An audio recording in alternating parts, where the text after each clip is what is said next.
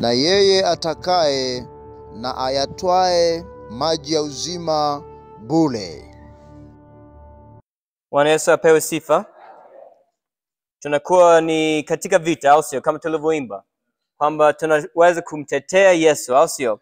Unajua kwamba katika maandiko katika Wakorintho waraka wa pili sura ya 5 pale mstari wa 19 kama hivyo inasema sisi tumekuwa, sijui kwa Kiswahili pale inasema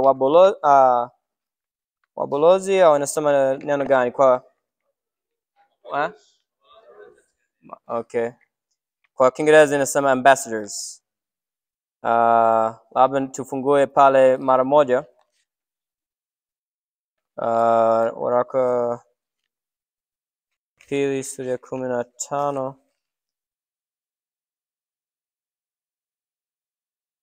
inasema wajumbe.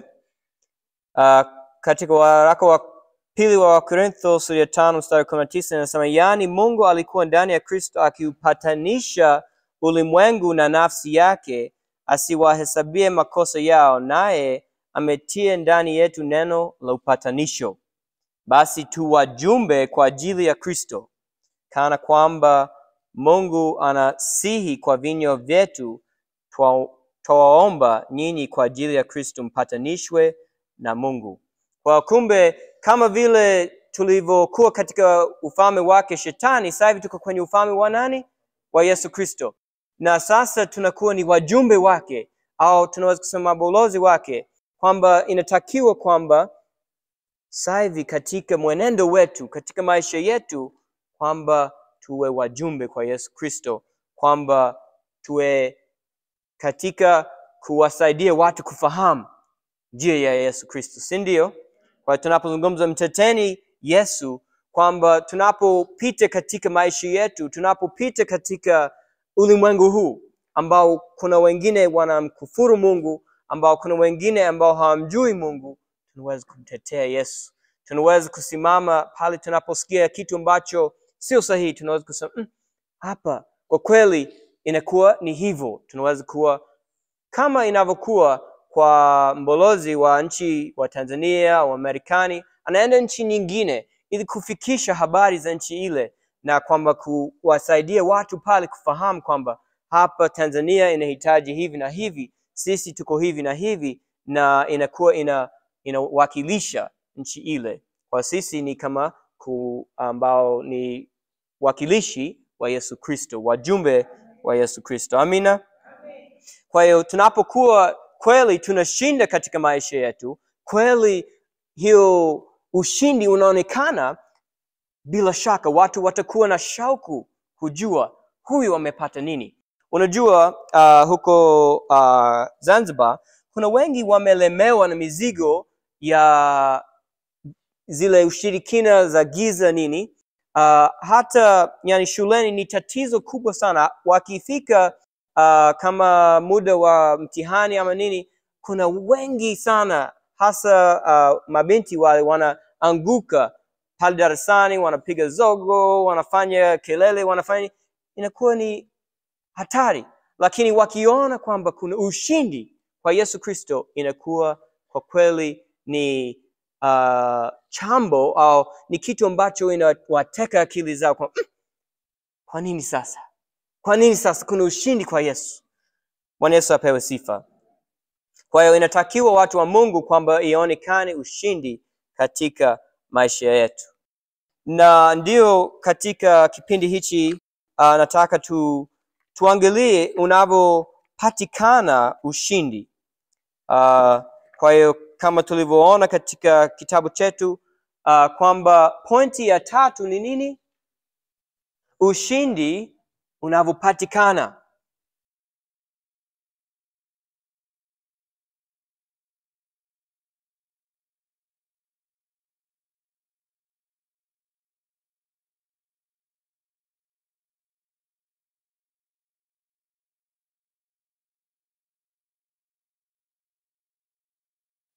Ushindi unavyopatikana. Jamani, tushazungumza kwamba ushindi unahitajika. Chumvi ikiwa haina ladha tena, haifai nchi wala njaa. Ukijaribu kuitumia kwenye kujenga, chumvi inayeyuka. Ikiwa haina ladha, ukitia kwenye chakula itaonekana kama hamna kitu hapa. Kwa sababu ushindi unahitajika, tunataka kujifunza ushindi unavyopatikana. Ushindi unahitajika kwa tujifunze ushindi unavyopatikana. Kuna sehemu mbalimbali hapa ambayo inaelezea kwamba ushindi unavyopatikana. Ya kwanza inasema ushindi unawezekana. Nafikiri tumezungumza hivyo katika pointi ya pili kwamba ushindi umetolewa, sawa? Lakini ushindi unawezekana kivipi? Kwanza, kupitia kwa damu ya Kristo. Tuseme pamoja, ushindi unawezekana kupitia kwa damu ya Kristo. Amina. Inasema hapa, mstari umeandikwa hapa, nao wakamshinda kwa damu ya mwana-kondoo. Halafu ya pili inasema kupitia maombi ya Kristo. Tuseme pamoja, ushindi unawezekana kupitia maombi ya Kristo. Kumbe kama tulivyosoma tayari, Yesu anatuombea, si ndio? Yesu anatupenda. Yesu alifanywa kuwa mwanadamu ili aweze kumsaidia mwanadamu kwa kuombea. Kwa hiyo kumbe inawezekana. Halafu ya tatu inasema dumu katika neno. Tuseme pamoja, ushindi unawezekana, dumu katika neno. Kwa hiyo tukidumu katika neno, tunaweza kupata ushindi. Neno, Yesu ni neno. Kwa hiyo bila shaka tukidumu katika Yesu, kama alivyosema katika Yohana 15, kwamba mkikaa ndani yangu, mimi nikikaa ndani yenu na nyinyi mkikaa ndani yangu, mtazaa matunda. Mtakuwa sehemu ambayo inakuwa ina nguvu tukikaa ndani ya Yesu. Lakini pia tutamjuaje Yesu bila ya andiko, au sio? Biblia ni kama chombo ambacho kinatufikisha kwa Mungu, si ndio? Kwa sababu tunaposoma hayo maneno hayo ni wino tu kwenye karatasi, lakini tunaposoma inatuleta ujumbe.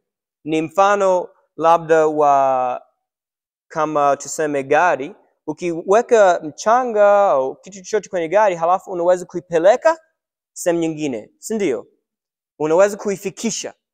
Mungu alitumia neno lake katika maandiko ili afikishe matakwa, mapenzi yake kwetu sisi. Kwa hiyo hapa tunapozungumza kudumu katika neno, ni kudumu katika Yesu na kudumu katika kusoma maandiko. Amina.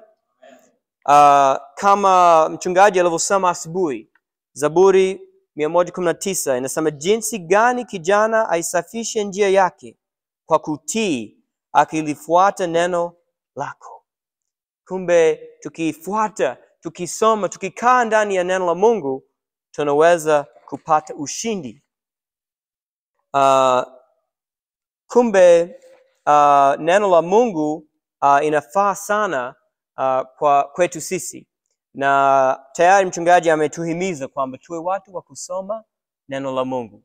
Nataka nitie tu mkazo hapa kwamba tuendelee kusoma neno la Mungu, kwamba tukitaka kuonekana tuna ushindi ulimwenguni, mtu ambaye anasoma neno la Mungu na analijua neno la Mungu, hata mtani, hata kama huna ujuzi mkubwa au nini, kama umekaa ndani ya neno la Mungu itaonekana.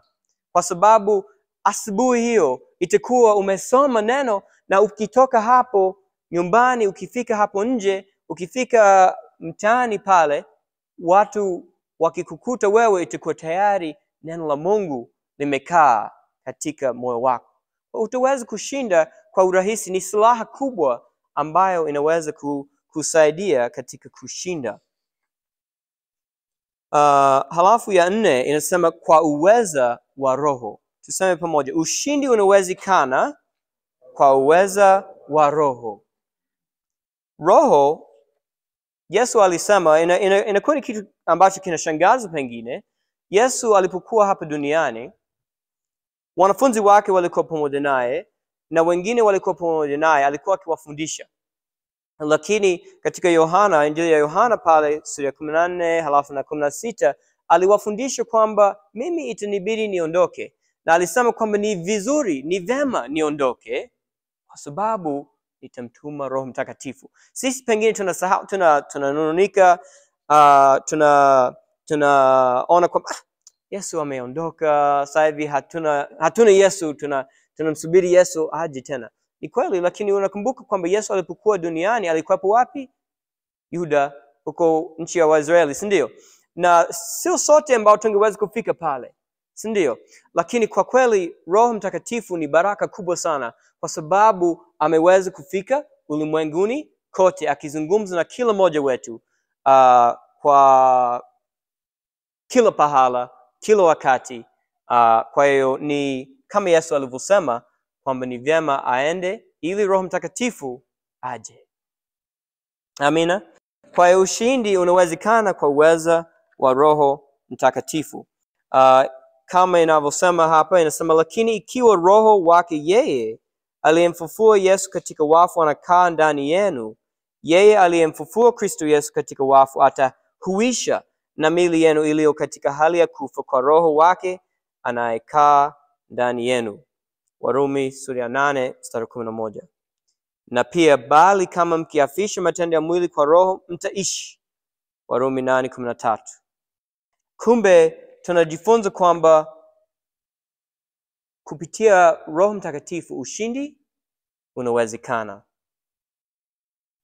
Kwa hii ni ya kwanza, ushindi unawezekana.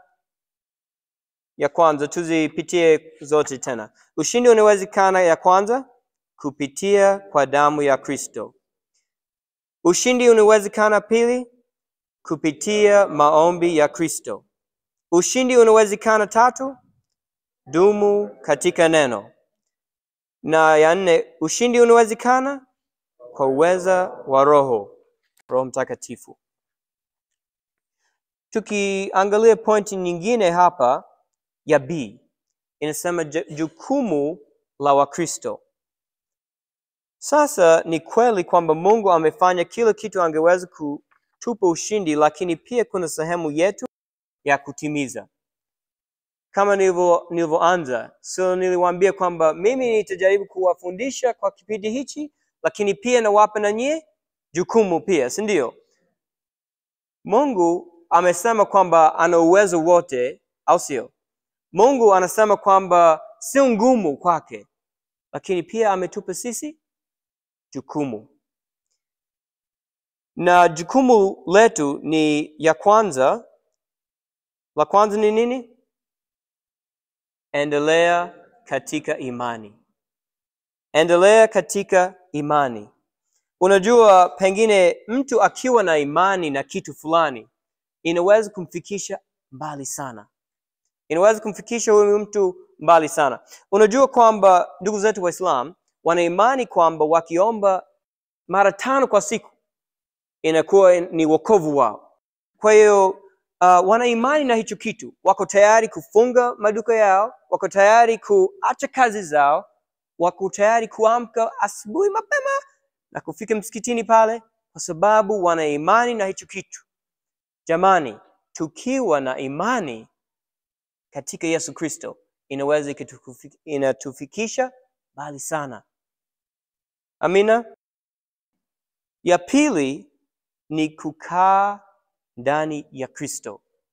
Kukaa ndani ya Kristo. Kwa hiyo kama tulivyoongea tayari, vile kwamba kukaa ndani ya Kristo ni sehemu ambayo nguvu zetu ndizo tunazipata.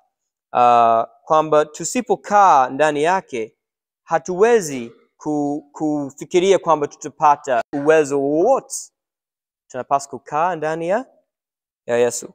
3 inasemaje? dumu katika neno.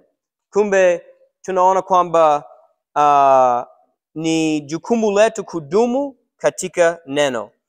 Ni kama imerudia kidogo, lakini kwamba kumbe inatudhihirisha kwamba inawezekana na ni jukumu letu, si ndio? Tukiendelea katika ya 4, yaangamize matendo ya mwili. Kwa hiyo tunaona kwamba jukumu letu ni nini? Kuyaangamiza matendo ya mwili.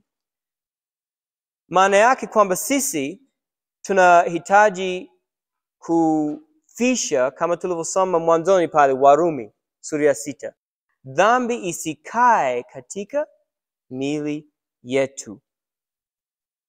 Kwamba zile nguvu za shetani, ukiona kwamba shetani amepata nafasi katika maisha yako, sijui ni nafasi gani, labda unakasirika, au labda una tatizo fulani katika kusema labda uongo, inakuwa mara nyingine kuwa mwaminifu ni ngumu. Sijui ni tatizo gani ambao shetani amepata kama kushika nafasi kidogo katika maisha yako. Inatakiwa uondoe hicho kitu ili uwe na ushindi katika maisha yako. Ukiruhusu dhambi katika maisha yako, je, nguvu za Yesu zitaweza kuendelea katika maisha yako? Haziwezi. Kwa sababu wewe mwenyewe umegundua kuna kitu Mungu amezungumza na wewe, lakini bado unaendelea nayo. Hii itakuwa inafunga milango ile ya nguvu ya Mungu katika maisha yako. Na ya 5 inasema dumuni kwa kukesha. Tunamaanisha nini tukisema dumuni kukesha? Unajua kukesha kawaida tunavyozungumza ni vile kukaa macho, si ndio? Kukaa macho usiku, si ndio? Lakini kiroho kukesha itakuwa ni nini? Vile vile kiroho ni kukaa macho, au sio? Tusije tukaanza kusinzia kiroho. Tukisoma katika Waebrania, Waebrania hapa sura ya 3, Waebrania 3, labda mtu ambaye ameweza kufika hapa atusomee Waebrania 3:12 hadi 14. Waebrania sura ya 3 mstari wa 12 hadi 14. Angalieni ndugu zangu, usiwe katika mmoja wenu moyo mbovu wa kutokuamini kwa kujitenga na Mungu aliye hai. Lakini mwonyane kila siku, maadamu itwapo leo, ili mmoja wenu asifanywe mgumu kwa udanganyifu wa dhambi. Kwa maana tumekuwa washirika wa Kristo, kama tukishikamana na mwanzo wa uthabiti wetu kwa nguvu mpaka mwisho. Asante. Kwa hapa katika mistari hii tunajifunza mambo mengi kidogo, na tupitie kidogo. Inasema angalieni ndugu zangu. Kwa kwanza ni tuangalieni, au sio? Kwamba ni kama kujitahadhari, yani kwamba kuna kitu fulani hapa watu wa Mungu, kwamba tunataka kuelewa kwamba kuna wengine ambao hawaangalii, lakini Mungu anatuambia tuangalieni. Amina. Usiwepo katika moja wenu moyo mbovu wa kutoamini, ujitengao na Mungu aliye hai. Lakini na hapa inaanza kutuelezea kwamba tutawezaje kuangalia, tutawezaje kuwa waangalifu. Tufanye nini? Inasema katika 13, lakini mwonyane kila siku. Unajua kuna wengine wa Kristo ambao wanaenda kanisani, sijui siku za Pasaka, sijui za Christmas, sijui za nini. Hii kweli watawezaje yani vile kukesha? Wamekesha? Hapana, wameamka tu siku 2 za mwaka. Sawa? Kwa hiyo hapo inakuwa inaonekana kwamba kuna usingizi mzito. Na sisi wengine labda tunaenda kanisani labda Jumapili. Lakini hapa inatuambia tufanye vipi? Tuonyane kila siku, si ndio?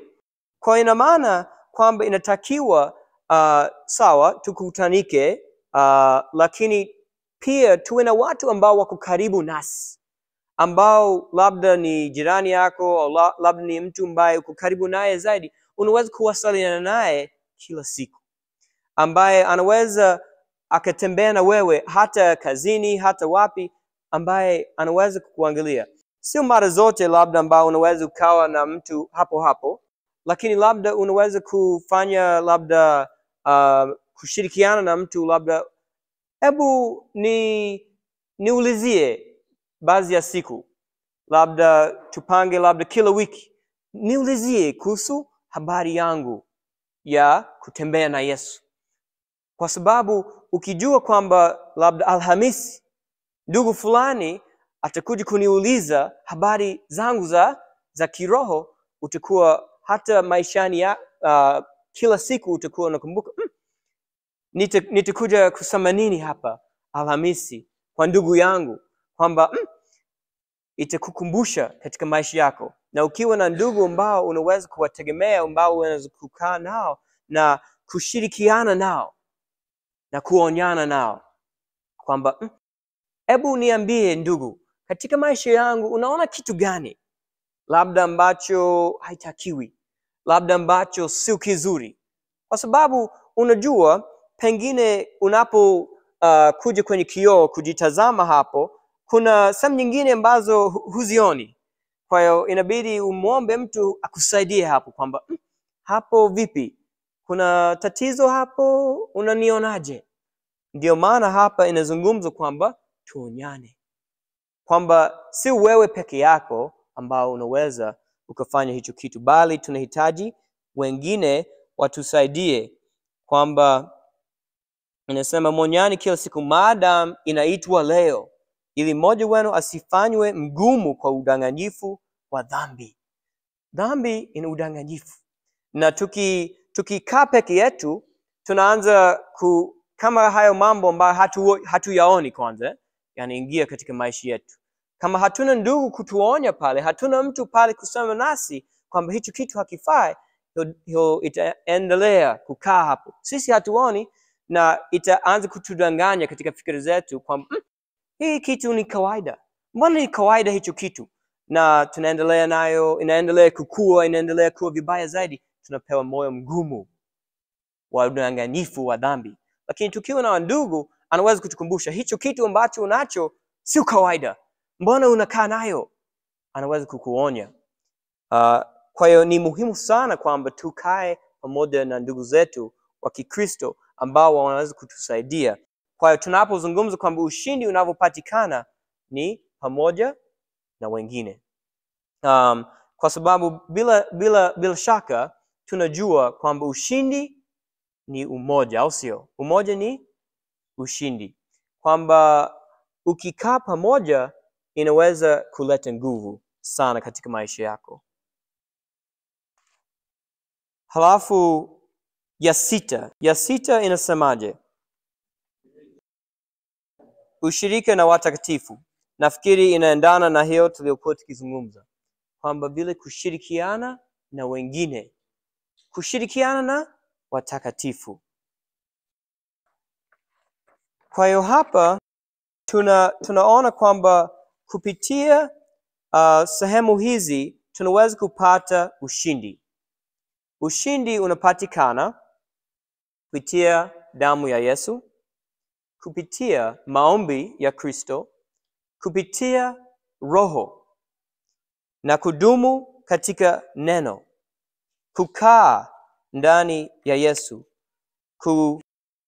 kuendelea katika imani, tukiangamiza matendo ya mwili, tukidumu kukesha, kuwa macho, kuwa makini, tunaweza kupata ushindi. Na ndio kusudi la somo hili, kwamba kuona ushindi unahitajika na ushindi unawezekana. Kwa hiyo natamani kwamba kila mmoja wetu tukitoka hapa tutajua kwamba ushindi unahitajika na ushindi unawezekana na jinsi ushindi utakavyopatikana. Sawa sawa. Unajua ndugu zangu, kwamba tukiona maisha ya mtu na ina faida na ina ushindi ndani yake, inatupa tumaini na sisi pia, si ndio? Ukimwona mzee fulani anaendelea na Mungu, inakupa tumaini, inakupa nguvu na wewe. Kwa hiyo nataka kila mmoja wetu tusimame, kwa sababu tunaposimama sisi na wengine pia watapata nguvu kusimama. Sawa, tuendelee katika hiyo pointi ya mwisho ya 4 kwenye ukurasa wa 64. Ukurasa wa 64 inasemaje hapa?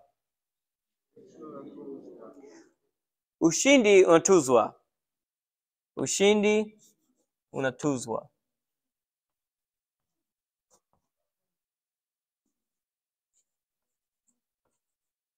Nafikiri unatuzwa tukuwa ni sahihi, sijui. Kwa sababu tunachozungumza hapa ni kwamba sio kwamba sawa, ushindi pia Mungu anatuwezesha kwa namna fulani unatunzwa, lakini pia tunachotaka kuzungumza hapa ni kwamba tunaposhinda kuna taji. Tunaposhinda kuna zawadi. Amina. Kwa hiyo tunajua kwamba tukishinda ushindi unahitajika, sawa, lakini pia tunatumaini ambalo kishinda tutaweza kupata tuzo. Tutaweza kupata zawadi, taji. Amina. Kwa hiyo kumbe tukitaka kushinda sio kwamba katika ulimwengu huu tu kwamba tutakuwa na faida. Sio katika ulimwengu huu ambao watu watamwona Yesu, ambao watafaidika, watasimama. Paulo alisema kama tunatumaini katika ulimwengu huu tu, sisi ni katika watu wote, sisi ni maskini kuliko watu wote, si ndio? Kwamba katika maisha ya hapa tu duniani, kama tunatumaini hapa tu, sisi tunajitaabika na nini? Bora tufurahi tu maisha ya hapa sasa. Lakini kwa hapa sasa Yesu alisema tutapata tabu, si ndio? Lakini tusione vibaya, kwa sababu siku inakuja tutapewa tunzo yetu, tutapewa ile zawadi yetu, kwamba tukidumu mpaka mwisho. Tukiangalia kidogo hapa, kwamba hapa kupewa tunzo inakuwaje? Inaelezewa kwa namna mbalimbali, lakini ninapenda sehemu moja katika Ufunuo. Ufunuo, ukiangalia Ufunuo sura ya 2. Ufunuo wa Yohana sura ya 2. Na hapa tunachokiona hapa ni kwamba ni ujumbe kwa kanisa la Efeso. Na kwa kweli kuna makanisa 7 ambayo yanatajwa hapa. Na mimi nataka kuangalia kila kanisa lilipewa jumbe moja. Lilipewa ujumbe moja kwamba ukishinda mpaka mwisho utapewa. Ya kwanza tunaweza kusoma ni Ufunuo sura 2 mstari wa 7. Mtu ambaye labda ameweza kufika hapa atusomee Ufunuo sura ya 2 mstari wa 7. Bwana linasema hivi: yeye aliye na sikio na alisikie neno hili ambalo Roho anaiambia makanisa. Yeye ashindaye tampa kula matunda ya miti wa uzima ulio katika bustani ya Mungu. Asante. Kwa hiyo kumbe kanisa la Efeso hapa, Roho wa Mungu aliwaambia kwamba yeye ashindaye nitampa kula matunda ya mti wa uzima ulio katika bustani ya Mungu. Kumbe tunakuta kwamba ushindi unatuzwa.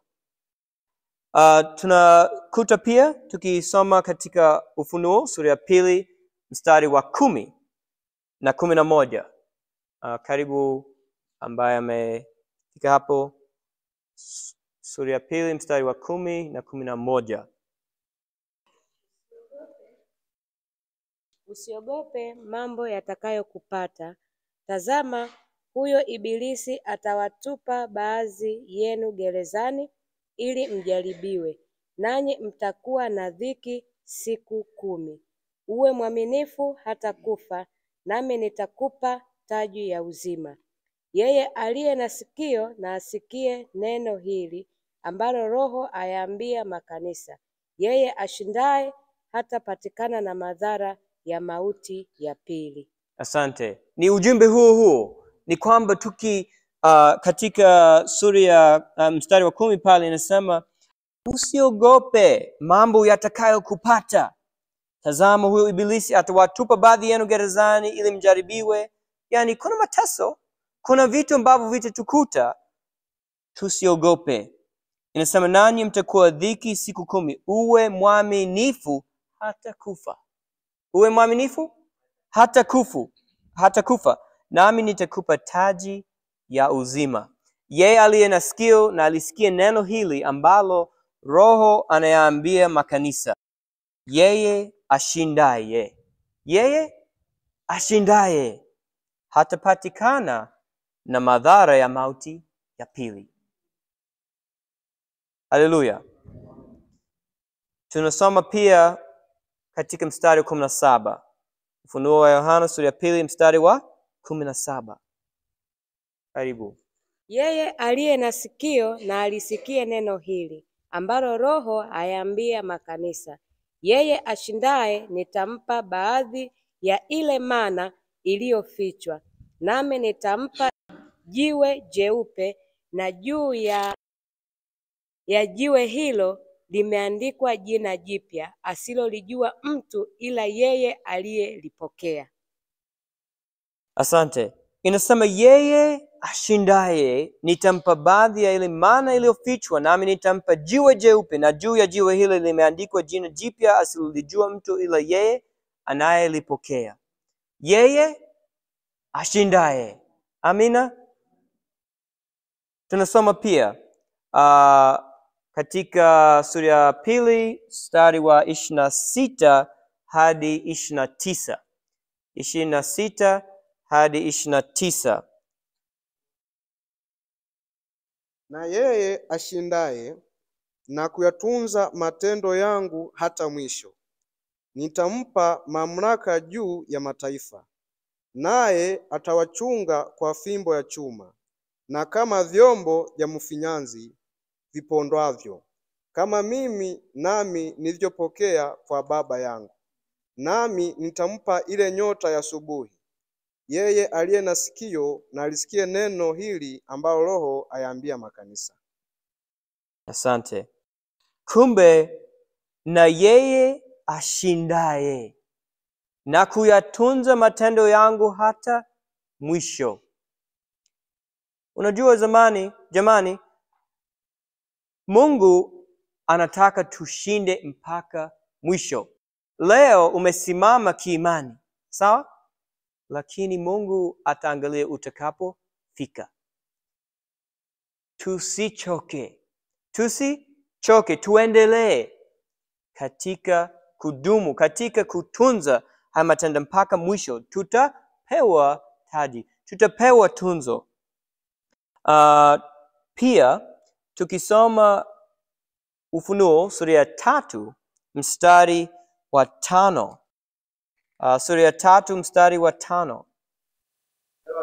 Unasema hivi: yeye ashindaye atavikwa mavazi meupe, wala sitalifuta kamwe jina lake katika kitabu cha uzima, nami nitalikiri jina lake mbele za Baba yangu, mbele ya malaika zake.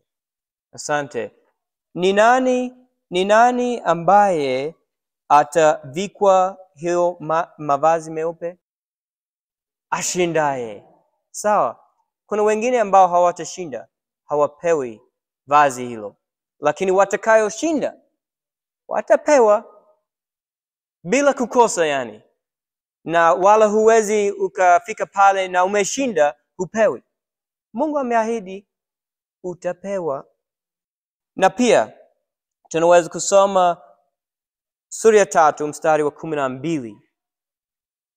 Sura ya 3 mstari wa 12. Yeye ashindaye nitamfanya kuwa nguzo katika hekalu la Mungu wangu, wala hatatoka humo tena kabisa. Nami nitaandika juu yake jina la Mungu wangu na jina la mji wa Mungu wangu, huo Yerusalemu mpya ushukao kutoka mbinguni kwa Mungu wangu, na jina langu mwenyewe lile jipya. Asante. Kwa hiyo nani ambaye atafanywa kuwa nguzo katika hekalu la Mungu? Ashindaye. Amina. Kumbe ashindaye ana mambo mengi sana. Tunzo lake ni kubwa na zawadi yake ni kubwa. Tusichoke jamani. Na ya mwisho ni mstari wa 21. Sura ya 3 mstari wa 21. Yeye ashindaye nitampa kuketi pamoja nami katika kiti changu cha enzi, kama mimi nilivyoshinda nikaketi pamoja na Baba yangu katika kiti chake cha enzi. Asante.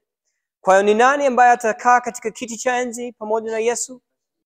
Ashindaye. Je, Yesu ameshinda? Ameshinda. Je, Yesu kweli amekuja hapa duniani hapa katika vitabu vyetu 60 ukurasa wa 65 inasema ajaribiwa katika mambo yote. Yesu Kristo. Na hapa ametoa ujumbe kwa makanisa 7. Efeso aliwaambia kwamba ashindaye. Smyrna aliwaambia ashindaye.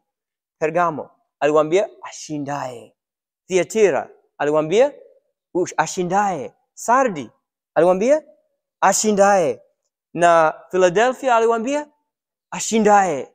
Na Laodikia ashindaye. Unajua Yesu alipojaribiwa na shetani, Yesu alitumia silaha gani? Neno la Mungu. Sio alijibu kwa neno la Mungu. Alisema imeandikwa. Kumbe Yesu hata ingawa ni mwana wa Mungu, hata ingawa yeye alikuwa na mamlaka na nguvu zote, alitumia nini? Neno. Kwa hiyo sisi pia tunaweza kumshinda shetani, tunaweza kupewa hiyo tuzo siku ya mwisho. Ilikuwa sijui mwezi wa 4, ilikuwa mwezi wa 4 kama sikosei. Mimi na mwenzangu tulisafiri kwenda Msumbiji kwa Mozambique.